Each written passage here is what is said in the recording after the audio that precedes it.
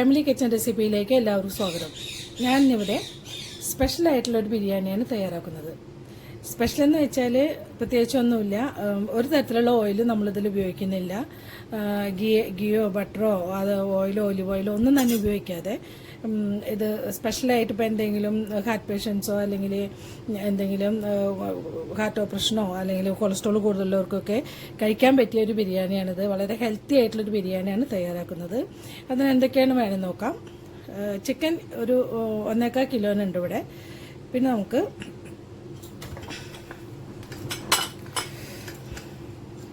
പച്ചമുളക് ഒരു 5-10 എടുത്തിട്ടുണ്ട്. വെളുത്തുള്ളി ഒരു ഉണ്ട വെളുത്തുള്ളിയുടെയാണ്. 2 സബോള, 2 തക്കാളി, 2 ക്യാരറ്റ്, ഒരു കഷ്ണം ഇഞ്ചി,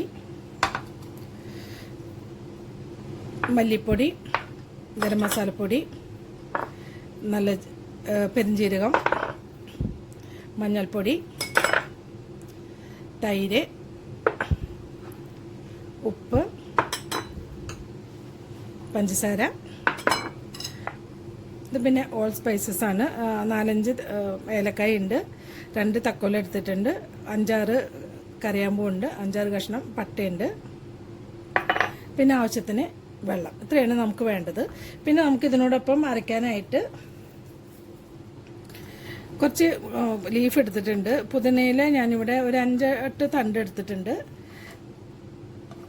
മല്ലിയില ഒരു പിടിയാണ് എടുത്തിട്ടുള്ളത്. ഇത് എല്ലാം കൂടിയിട്ട് നമുക്ക് ഈ വെജിറ്റബിൾസും എല്ലാം കൂടിയിട്ട് മിക്സിയിൽ നന്നായി അരച്ചെടുക്കണം. ഇതൊക്കെ നന്നായി വാഷ് ചെയ്ത് വെച്ചിട്ടുള്ളതാണ്. അപ്പം നമുക്കിത് എങ്ങനെയാണ് തയ്യാറാക്കുന്നത് നോക്കാം. ഇവിടെ ഞാൻ മിക്സിയിൽ അരയ്ക്കാനുള്ളതെല്ലാം ചെറുതായി കട്ട് ചെയ്തിട്ടുണ്ട്. ക്യാരറ്റ് ഒഴികെ ബാക്കി അല്ലാതെ ഇതിലിട്ടിട്ടുണ്ട്. പച്ചമുളക്, പിന്നെ സബോള, ഇഞ്ചി, തക്കാളി, അതുപോലെ തന്നെ ഈ ഇലകളും ഞാനിവിടെ ചെറുതായി കട്ട് ചെയ്തിട്ടുണ്ട്. നമുക്കിത് ഒരു മിക്സിയിലേക്ക് ഇട്ടിട്ട് ഇത് എല്ലാം അരച്ചെടുക്കാം.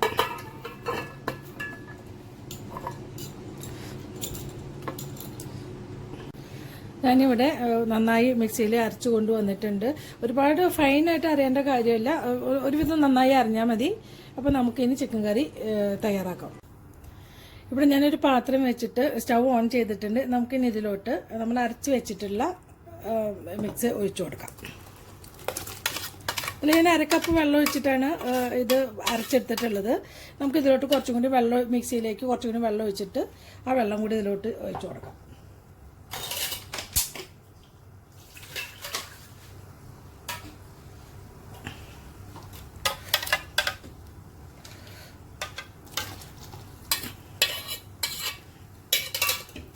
ഇതിപ്പോൾ എല്ലാം കൂടി ഏകദേശം 2 കപ്പ് വെള്ളം ഞാൻ ഇതിൽ ഒഴിച്ചിട്ടുണ്ട്. ഇത്രയും വെള്ളം ഒഴിക്കാൻ കാരണം എന്താണെന്ന് വെച്ചാൽ നമ്മൾ ഇതിൽ ഓയിൽ ഒഴിക്കാതെയാണ് ഇത് കറി തയ്യാറാക്കുന്നത്. അപ്പോൾ ഇതിൽ നന്നായി വെന്ത് ഇതിൻ്റെ പച്ചമണം മുഴുവൻ മാറാനായിട്ടാണ് കൂടുതൽ വെള്ളം ഞാൻ ഒഴിച്ചിട്ടുള്ളത്.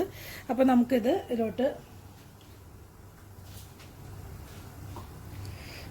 ഒരു ചെറിയ സ്പൂണ് മഞ്ഞൾപ്പൊടി ഇട്ട് കൊടുക്കാം.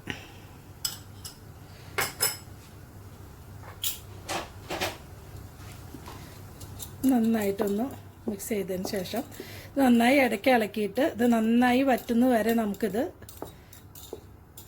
വറ്റിച്ചെടുക്കണം.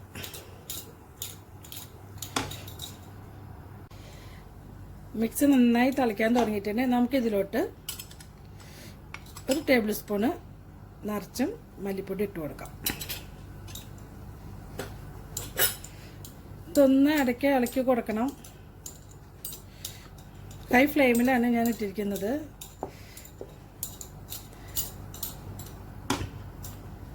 ഇത് നന്നായി ചാറൊക്കെ കുറുകി നന്നായി വറ്റിയതിന് ശേഷം മാത്രമേ നമ്മളിതിൽ ചിക്കൻ ഇടുന്നുള്ളൂ. ഇവിടെ ഇപ്പം ഞാനൊരു 15 മിനിറ്റായി ഇവിടെ ഇളക്കിക്കൊണ്ടിരിക്കുന്നു. അപ്പോൾ ഇത് നമ്മൾ ഓയിൽ ഒഴിക്കാത്തത് കൊണ്ട് തന്നെ ഇത് നന്നായിട്ട് പൊട്ടിത്തെറിക്കും. അപ്പോൾ മേലൊക്കെ നമ്മൾ ഇത് തിളച്ച് പൊള്ളാനിടയുണ്ട്. അപ്പോൾ ഇത് ഇടയ്ക്ക് മൂടി വെച്ചിട്ട് വേണം ഇത് ഇളക്കി കൊടുക്കാനായിട്ട്. അതല്ലെങ്കിൽ നല്ല പുറത്ത് ഒക്കെ നന്നായി ഇത് മേലൊക്കെ നമ്മുടെ മേത്തേക്ക് ഇത് പൊട്ടിത്തെറിക്കും. അപ്പോൾ ഇതൊരു 15 മിനിറ്റോളം ആയിട്ടുണ്ട്. അപ്പോൾ ഏകദേശം നന്നായിട്ട് വറ്റിയിട്ട് എന്നിട്ട് പച്ചമുളകൊക്കെ പോയിട്ടുണ്ട്. നമുക്കിനി ഇതിലോട്ട് ഉപ്പ് ചേർത്ത് കൊടുക്കാം. ഞാനിവിടെ ചെറിയ സ്പൂണാണ് ചേർത്ത് കൊടുക്കുന്നത്.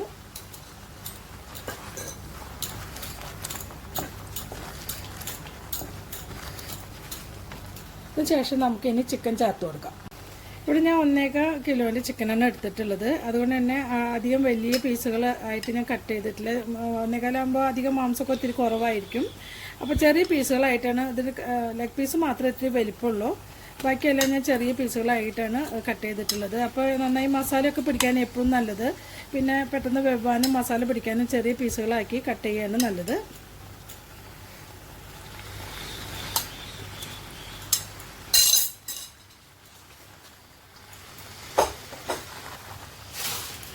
നന്നായിട്ട് നമുക്കിനി ഇത് ഇളക്കി കൊടുക്കാം. നമുക്കിത് ഇടയ്ക്കൊന്ന് മൂടി വെച്ചിട്ട് വേണം ഇത് വേവിക്കാനായിട്ട്.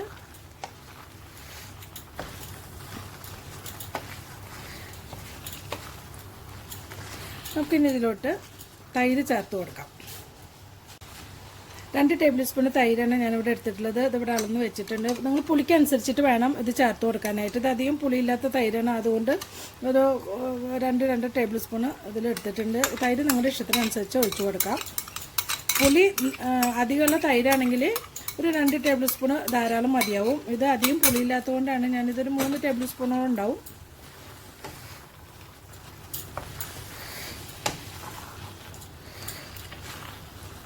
നോക്കുമ്പോൾ ഇതിലോട്ട് ഒരു 1/2 ഗ്ലാസ് ചൂടുവെള്ളം കൂടി ഇതിൽ ഒഴിച്ചു കൊടുക്കണം. ഇവിടെ ഞാൻ 1/2 കപ്പ് തൊട്ടിട്ട് 1 കപ്പ് വരെ വെള്ളം ഒഴിച്ചു കൊടുക്കുന്നുണ്ട്.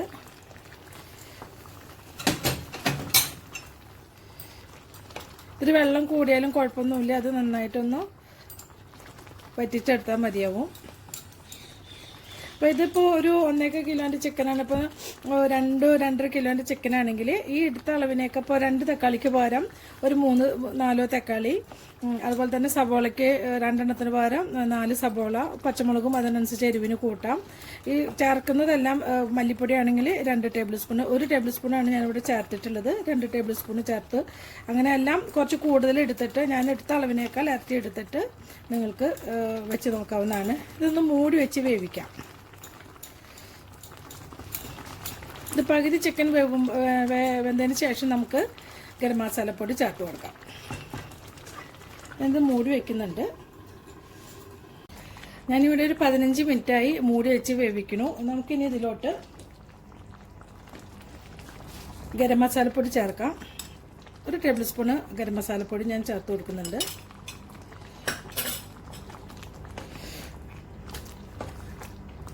നന്നായി മിക്സ് ചെയ്ത് കൊടുക്കാം. ഈ ചിക്കൻ ഏകദേശം വെന്ത് കഴിഞ്ഞാൽ പിന്നെ മൂടി വെക്കണം എന്നില്ല. തുറന്നിട്ടിട്ട് തന്നെ നമുക്ക് വേവിക്കാം. എന്നാലേ വെള്ളമൊക്കെ വറ്റി നന്നായി കഷ്ണങ്ങളിലൊക്കെ ചാറ് കുറുകയുള്ളൂ. അപ്പോൾ നമുക്കിത് നന്നായി വേവിച്ചെടുക്കാം. ചിക്കൻ ഇവിടെ ഒരു അരമണിക്കൂറായി ഞാനിവിടെ വേവിക്കാൻ തുടങ്ങിയിട്ട്. അപ്പോൾ അതിൻ്റെ ഗ്രേവിയൊക്കെ നന്നായിട്ട് വറ്റിയിട്ടുണ്ട്. നമുക്കിനി ഇതിലോട്ട് ഒരു ചെറിയ സ്പൂണ് ഷുഗർ ചേർത്ത് കൊടുക്കാം.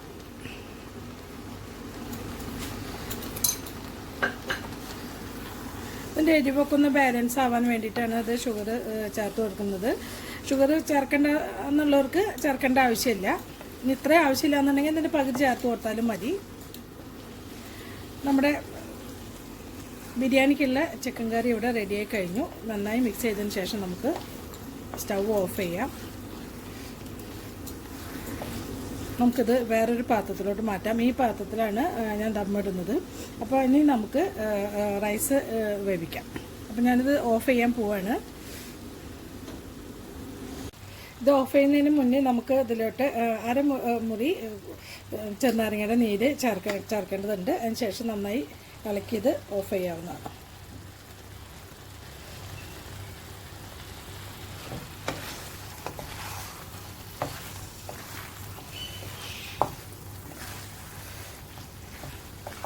അപ്പോൾ നമുക്കിനിത് സ്റ്റവ് ഓഫ് ചെയ്യാം. ഇനി ചോറ് വയ്ക്കാനായിട്ട് റൈസ് ഞാനിവിടെ ഇതേപോലത്തെ ഗ്ലാസ് കൊണ്ട് 3 ഗ്ലാസ് അരിയാണ് ഞാൻ എടുത്തിട്ടുള്ളത്. അത് നിങ്ങൾക്ക് ഏത് ഗ്ലാസ്സാണ് നിങ്ങൾ എടുക്കുന്നതെങ്കിൽ അത് ഏതായാലും കുഴപ്പമൊന്നുമില്ല. പക്ഷേ നമ്മൾ ചോറ് വേവിക്കുമ്പോൾ ഇപ്പോൾ നമ്മൾ 2 ഗ്ലാസ് ആണെങ്കിൽ 4 ഗ്ലാസ് വെള്ളം വെച്ചിട്ടാണ് നമ്മൾ ഇത് വേവിച്ചെടുക്കുന്നത്. അപ്പോൾ ഇത് ഞാൻ 3 ഗ്ലാസ്സിന് 6 ഗ്ലാസ് മുഴുവനായിട്ട് എടുത്തിട്ടില്ല. ഒരു 5.5 ഗ്ലാസ്സോളം ഞാൻ എടുത്തിട്ടുള്ളൂ. അത് ഓരോ വേവിനനുസരിച്ചിട്ട് നമുക്ക് എടുക്കാം. കറക്റ്റ് ആണെങ്കിൽ 3 ഗ്ലാസ്സിന് 6 ഗ്ലാസ് വെള്ളം വേണം. ഇത് കുറച്ച് നമ്മൾ ഓരോ അരിയുടെ അനുസരിച്ചിട്ട് നമുക്ക് വെള്ളം ചേർത്ത് കൊടുക്കാം.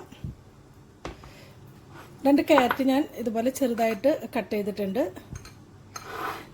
പിന്നെ നേരത്തെ പറഞ്ഞ സ്പൈസസ് ആണിത്. ഏലക്കായ, ഗ്രാമ്പു, കറുവപ്പട്ട, തക്കോലം, കുറച്ച് നല്ല ജീരകം, ഉപ്പ്, ഇത്രയാണ് നമുക്ക് വേണ്ടത്. അപ്പോൾ നമുക്കിത് അരി വേവിച്ചെടുക്കാം. ഒരു കുക്കർ ഞാൻ വെച്ചിട്ട് ഇതിൽ 6 ഗ്ലാസ്സോളം വെള്ളം ഞാൻ ഇതിൽ വെച്ചിട്ടുണ്ട്.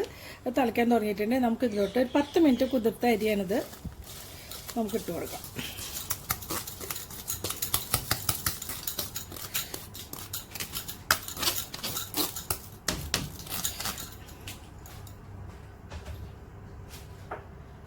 അതിനുശേഷം നമുക്ക് ഇതിലോട്ട് ഉപ്പ് ചേർത്ത് കൊടുക്കാം. ഉപ്പ് ഇതിന് ആവശ്യത്തിനുള്ള ഉപ്പ് നമുക്ക് ചേർത്ത് കൊടുക്കാം. ഇതിലിപ്പോൾ ഞാൻ ഒരു സ്പൂൺ നിറച്ചെടുത്തിട്ടില്ല.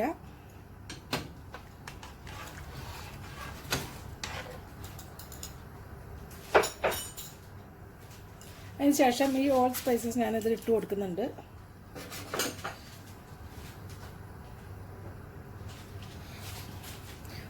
ഒരു നുള്ള് പെരിഞ്ജീരകമാണ് ഇട്ട് കൊടുക്കുന്നത്, കൂടുതൽ ഇട്ട് കൊടുക്കുന്നില്ല.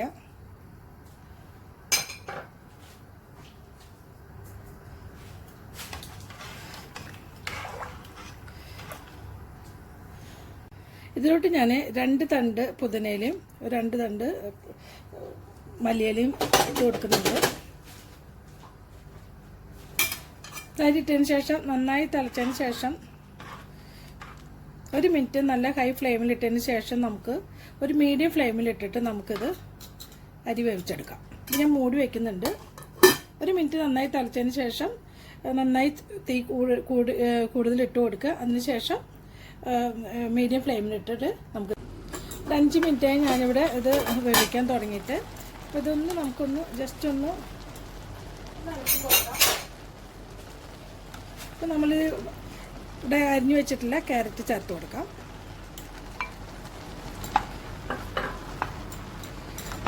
നന്നായി മിക്സ് ചെയ്തതിന് ശേഷം തീ നന്നായി കുറച്ച് കൊടുക്കാം.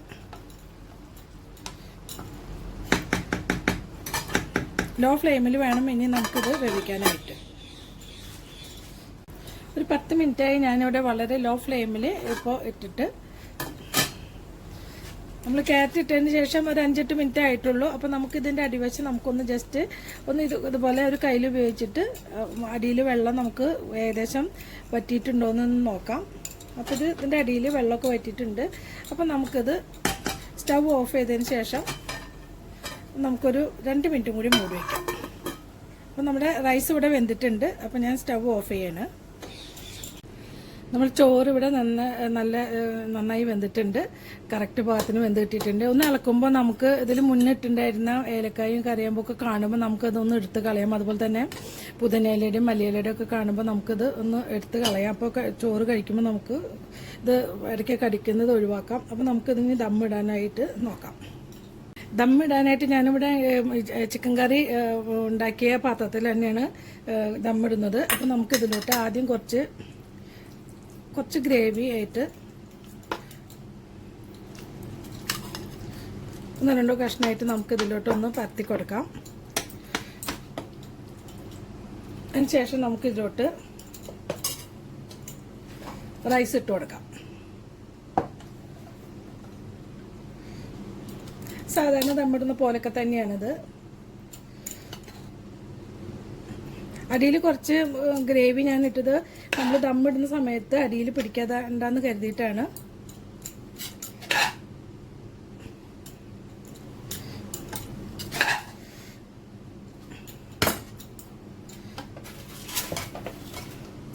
നമുക്കിനി ഇതിലോട്ട് ഗരം മസാലപ്പൊടി ഞാനിവിടെ എടുത്ത് വെച്ചിട്ടുണ്ട്. അതൊന്ന് ഒരു നുള്ളെടുത്തിട്ടൊന്ന് വെതറി കൊടുക്കാം. ഒരുപാട് കൂടുതൽ വേണ്ട. അതുപോലെ അണ്ടിപ്പരിപ്പ് ഞാൻ കുറച്ചധികം എടുത്ത് വെച്ചിട്ടുണ്ട്. ഇത് നമ്മൾ വീട്ടിൽ നമ്മൾ അണ്ടി വറുത്തിട്ട് തല്ലി അണിച്ചിട്ട് ആ അണ്ടിപ്പരിപ്പാണെങ്കിൽ ഇത് കുഴപ്പമില്ല. അതല്ലാതെ സാധാരണ നമ്മൾ പുറത്തുനിന്ന് വാങ്ങിക്കുകയാണെങ്കിൽ മൈക്രോവേവ് ഉണ്ടെങ്കിൽ ജസ്റ്റ് ഒരു 2 മിനിറ്റ് മൈക്രോവേവിൽ വെക്കുകയാണെങ്കിൽ ഇതേപോലെ നമ്മൾ വീട്ടിൽ വറുത്ത് തല്ലുന്ന പോലെ നല്ല ടേസ്റ്റായിട്ട് നല്ല പരുവത്തിൽ കിട്ടും. അപ്പോൾ അതേപോലെ ചെയ്തതാണ് ഞാൻ.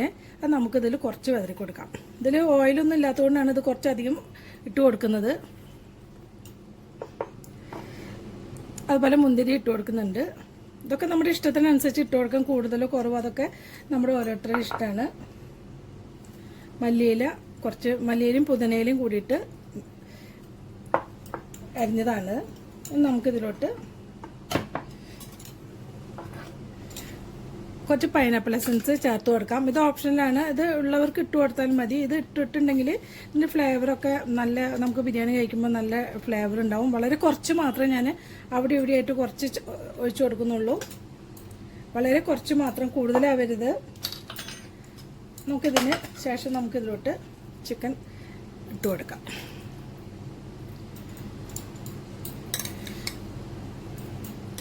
ഇതിപ്പോൾ മറ്റേ സാധാരണ നമ്മൾ കഴിക്കുന്ന ബിരിയാണി ആയിട്ട് അധികം വ്യത്യാസമൊന്നുമില്ല, പെട്ടെന്ന് അറിയൊന്നുമില്ല അതിൽ ഓയിലില്ലാത്തതാണോ എന്നൊന്നും അറിയില്ല. വളരെ ഹെൽത്തി ആയിട്ടുള്ള ഒരു ബിരിയാണിയാണിത്.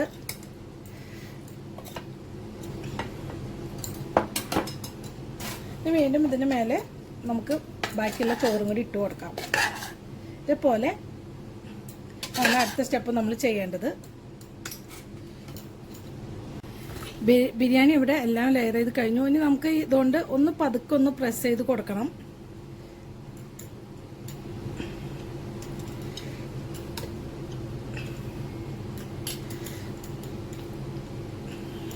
അതിന് ശേഷം നമുക്ക് അലുമിനിയം ഫോയിൽ വെച്ചിട്ടൊന്ന് കവർ ചെയ്യാം.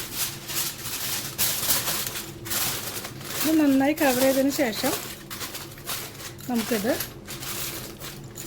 സ്റ്റവിനെ വെക്കാം. അപ്പോൾ സ്റ്റവിന് മുകളിൽ ഒരു ചെറിയ അലുമിനിയം കൂടി വെക്കുകയാണെങ്കിൽ ഇത് ഡയറക്റ്റ് തീ അധികം പെട്ടെന്ന് ചെല്ലാതെ വളരെ സ്ലോലി ഇത് നന്നായിട്ട് ദമ്മിടുന്ന പോലെ തന്നെ, നമ്മൾ നാട്ടിലൊക്കെ ചെറിയ കനലൊക്കെ ഇട്ട് ചെയ്യുന്ന പോലെ തന്നെ നന്നായിട്ട് ഇത് ദമ്മ് ചെയ്ത്.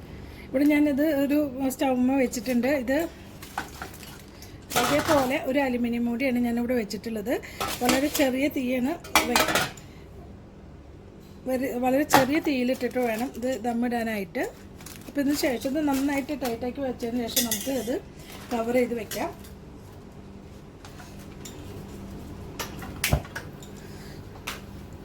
ഇതൊരു അരമണിക്കൂറിന് ശേഷം നമുക്കിത് നമ്മൾ വളരെ ഹെൽത്തി ആയിട്ടുള്ള ചിക്കൻ ബിരിയാണി ഇവിടെ റെഡിയായി കഴിഞ്ഞു. ഇതിൽ ഒട്ടും ഓയിലോ ഒരു തരത്തിലുള്ള ഓയിലോ ബട്ടറോ ഒന്നും നമ്മൾ ഉപയോഗിച്ചിട്ടില്ല. ഇത് എല്ലാവർക്കും കഴിക്കാൻ പറ്റാവുന്നതാണ്. ഇത് പേഷ്യൻസിനായാലും ഇത് കഴിക്കാൻ പറ്റാവുന്നതാണ്. അപ്പോൾ ഇത് എല്ലാവരും ട്രൈ ചെയ്ത് നോക്കണം. ഇത് ഞാനൊരു 20 മിനിറ്റോളം ദമ്മിട്ടിട്ടുണ്ടായിരുന്നു. പിന്നെ ഞാൻ തുറക്കുമ്പോൾ ഇത് ഓപ്പൺ ചെയ്യുമ്പോൾ ഒരു അരമണിക്കൂർ കഴിഞ്ഞിട്ടാണ് ഞാൻ ഇത് തുറന്നിട്ടുള്ളത്. അപ്പോൾ ഇത് എല്ലാവരും ട്രൈ ചെയ്ത് നോക്കണം. എൻ്റെ യൂട്യൂബ് ചാനൽ സബ്സ്ക്രൈബ് ചെയ്യാത്തവരെ സബ്സ്ക്രൈബ് ചെയ്യണം. അടുത്ത നല്ലൊരു റെസിപ്പി ആയിട്ട് എത്തുന്നവരെ താങ്ക് യു.